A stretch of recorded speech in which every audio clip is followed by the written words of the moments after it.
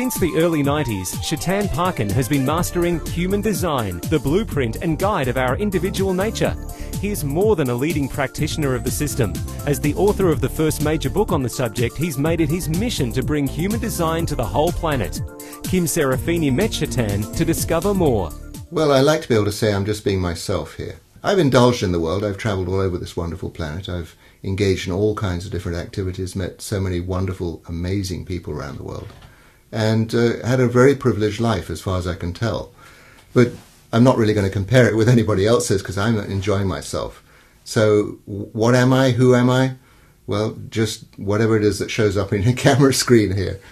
My life took a huge turn in 1979. I ended up in the ashram with Osho in India, and he guided people to find out about themselves, whatever it took. And I was fortunate enough to visit somebody he sent me to in Bombay, and he was somebody that was working from a system that was many thousands of years old. He was called a Chaya Shastri, a shadow reader. And he basically told me every single last thing about myself.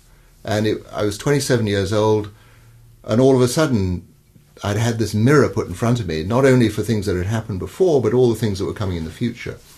And he told me I was going to be doing the same work he was going to be doing. He actually invited me to come and work with him.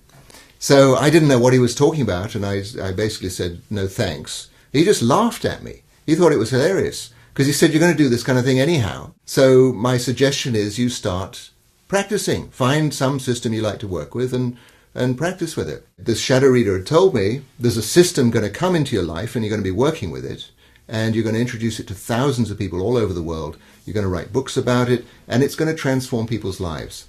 So 27 years old, I was a retiring mechanical engineer apparently at that time. And sure enough, in 1993, this human design showed up in my life. An old friend of mine sent me a chart, and it was a human design chart, and it was my chart. And I took one look at this chart. It's a funny triangular looking picture. And I knew right away this is what this shadow reader in India had been telling me about. And so from 1993 to the present time, I have been playing with human design. And it's a body of work. It's something I've gone very, very deeply into. I've completely dropped everything else I did, all other activities, and I just completely devote myself to playing with human design. And I do see the effect of it. It absolutely does transform people's lives. Kids get this stuff immediately.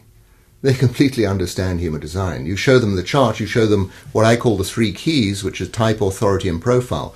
3 very simple facets about human design, and everybody has their own type, authority, and profile.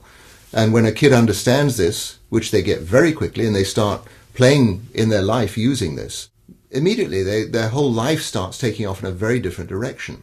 So yes, absolutely, kids need to have this information and be encouraged to play with it, to be themselves.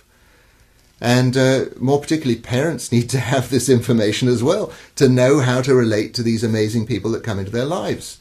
And not just, oh, well, this is my kid and it's supposed to do this, that, and the other, and whatever the school tells them and whatever the job they're supposed to go into. I mean, we eliminate all this chaos that we get pushed into in our lives because we enter into things on our own terms, as we've been designed to do. So really, human design is a revolution. It's for parents and kids, it's for people in working situations, it's basically everybody can work with this.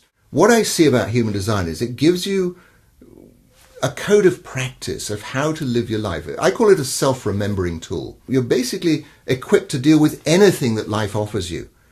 And let's just face it, life doesn't offer you the same thing all the time, unless you're really intent on having a boring life. Yeah? Life is offering you all kinds of different things. But according to your design, some of those things are going to work well for you and some are not. And so that's the thing of learning how to appreciate from the design. What can I say? Perhaps you have chosen this design for this lifetime, a soul agreement, right? When you understand how to work with your design, your specific, perfect design, then you're equipped to deal with anything that confronts you. And then you start finding the power in your own life and you start finding the joy in it. And life really does become a very merry dance.